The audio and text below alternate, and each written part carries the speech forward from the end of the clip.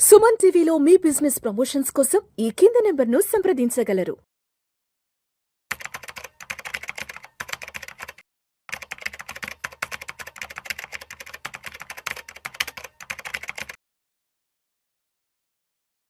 Sir Giribabu గారు నమస్తే sir. నమస్తే అండి. Welcome to Vishnu talks. Thank you so much for being with Vishnu talks. Thank you, my pleasure. So Giribabu గారు, ఒక్కసారి మనం మార్కెట్ల గురించి కొంచెం వెనక్కి వెళ్ళి మాట్లాడుకుందాం.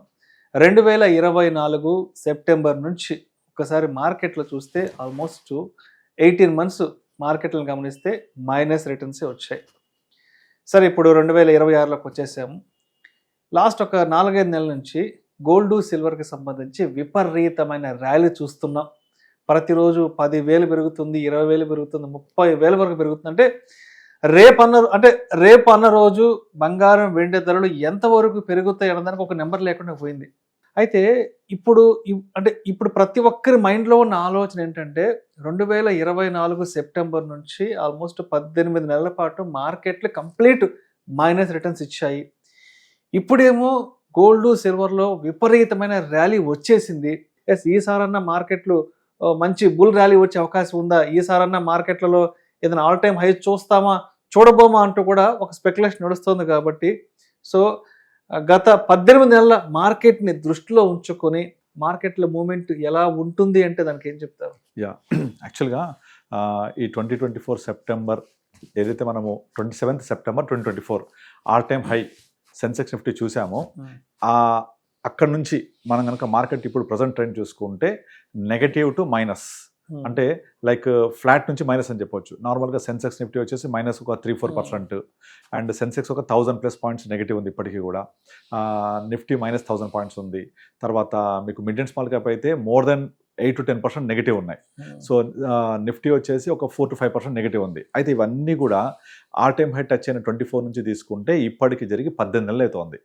అయితే నేను రీసెంట్గా కొన్ని రీసెర్చ్ చేస్తూ ఉంటే అక్కడ నాకు మంచి ఇన్స్పైరింగ్ ఉన్న అంశం ఏంటంటే, ఎప్పుడైతే ఇండియన్ స్టాక్ మార్కెట్ లాస్ట్ 25 ఇయర్స్లో 18 మంత్స్ ఇలా కిందకెళ్ళి ఫ్లాట్గా ఉండి నెగిటివ్ అయ్యి రిటర్న్స్ ఇవ్వని టైం ఉందో, దాని subsequent next 12 months, subsequent 36 months, అంటే ఒక 18 మంత్స్ నెగిటివ్ పడిపోయి ఉన్న తర్వాత next 12 months, next 36 months markets bombarding returns ఇచ్చింది.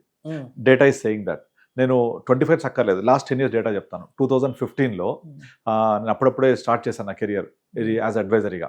సో 2015 to 2016లో మార్కెట్ ఇలాగే కంటిన్యూస్గా 18 మంత్స్ వరకు బాగా తగ్గింది.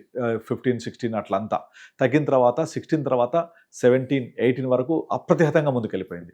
మళ్ళీ 18లో long term capital tax introduce చేయడం, మళ్ళీ అక్కడ నుంచి ఒక 1.5 year తగ్గడం, మళ్ళీ దాని తర్వాత మళ్ళీ ఈ కార్పొరేట్ ట్యాక్స్ కట్ చేసింది 19లో.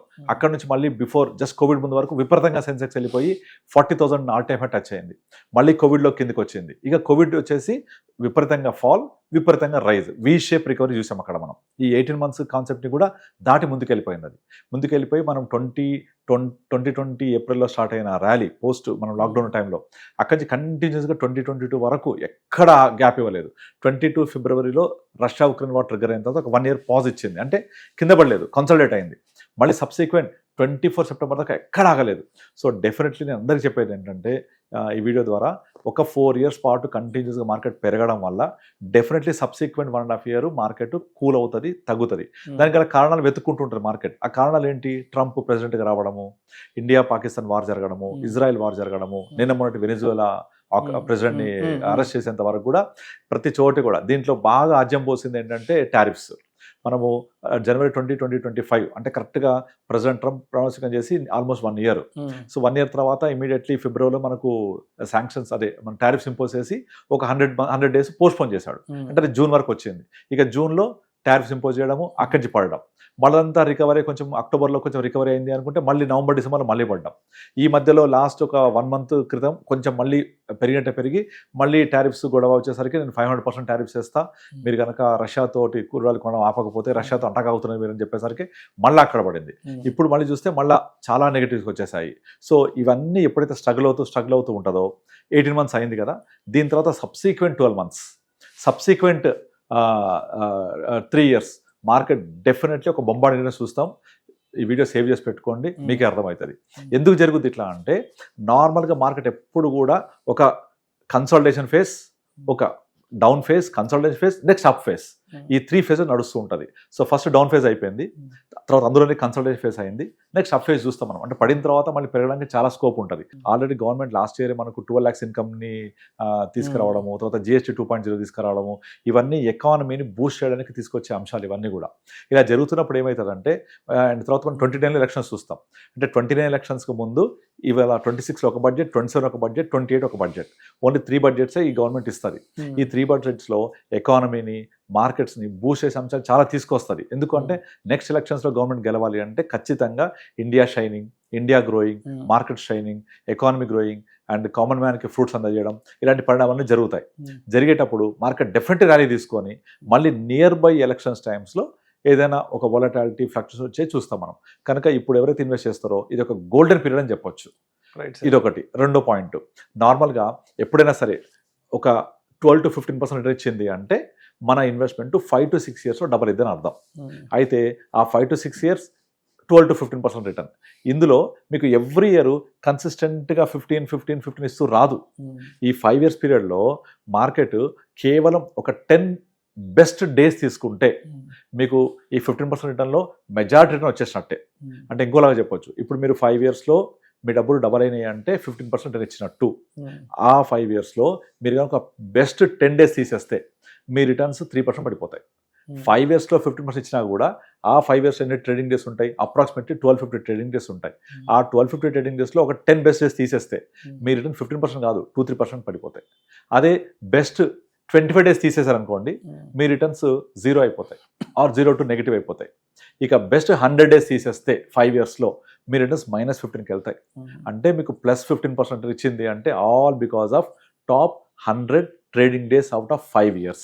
కనుక ఆ టాప్ 100 ట్రేడింగ్ డేస్ ఏవి, టాప్ 10 ట్రేడింగ్ డేస్ ఏవి ఎవరికి తెలియదు అది. సో మీకు ఒక 5 yearsలో ఒక 15% రిటర్న్ సాధించాలంటే మీరు stay invest in the market. ఆ 5 years పాటు ఇన్వెస్ట్ చేసి ఉండాలి, 5 years పాటు స్టే చేసి ఉండాలి. ఎందుకంటే ఆ బెస్ట్ డేస్ ఎప్పుడో ఎవరికి వస్తే తెలియదు, ఎప్పుడు వస్తే తెలియదు. అది మిస్ అయ్యారంటే యాక్చువల్ రిటర్న్స్ మిస్ అయిపోతాం మనం. కనుక అందరికీ నేను చెప్తాను ఏంటంటే mutual funds are not for today, tomorrow, day after tomorrow. This is for a minimum of 5+ years investment. మీరు 5 years ప్లస్ ఉండండి, మీకు 12 to 15% కళ్ళు మూసుకొని వస్తుంది రిటర్న్స్. ఆ 12% క్రాస్ అవ్వాలి అంటే మీరు 5 years ఉండాలి, 6 years ఉండాలి. ఆ 6 yearsలో మీకు బెస్ట్ ట్రేడింగ్ డేస్ తీసుకుంటే కనుక మీకు మెజారిటీ రిటర్న్స్ ఆ 10-15 రోజుల్లో వచ్చేస్తాయి. ఇక మిగతా రోజులంతా కూడా కన్సల్టేషన్ ఫేజ్ అంటారు.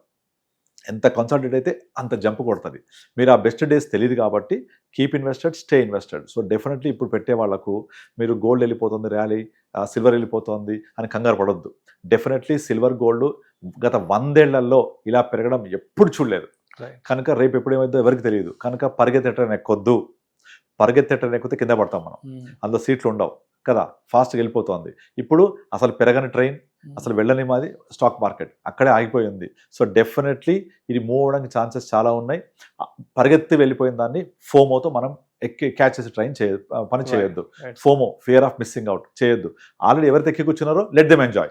సో మనము కూర్చొని నేను సీట్ సంపాదించాలి, నేను ఎంజాయ్ చేస్తా అంటే కాదు. వాళ్ళు ఆల్రెడీ వెళ్ళిపోయారు, ఎక్కేశారు, వాళ్ళ అదృష్టవంతులు, పోనీయండి వాళ్ళని. మనకు ఆల్రెడీ ఇంకో ట్రైన్ వెయిట్ చేస్తుంది, which is nothing but next mutual funds or stock market. దీంట్లో కూర్చోండి, డెఫినెట్లీ 3 years ప్లాన్ చేయండి, మీరు అన్నిటికంటే ఎక్కువ రిటర్న్స్ చూస్తారు. You can save this video. మొత్తానికి మార్కెట్ మంచి బుల్ రన్ వచ్చే అవకాశం ఉంది. మార్కెట్ అయితే మంచి రోజులు రాబోతున్నాయి. దలాల్ స్ట్రీట్ కలకలలాడబోతుంది. Exactly right. ఎందుకంటే చాలా పాజిటివ్ థింగ్స్ లైన్ అప్ అయి ఉన్నాయి. Thank you sir. Thank you so much. Thank you అండి.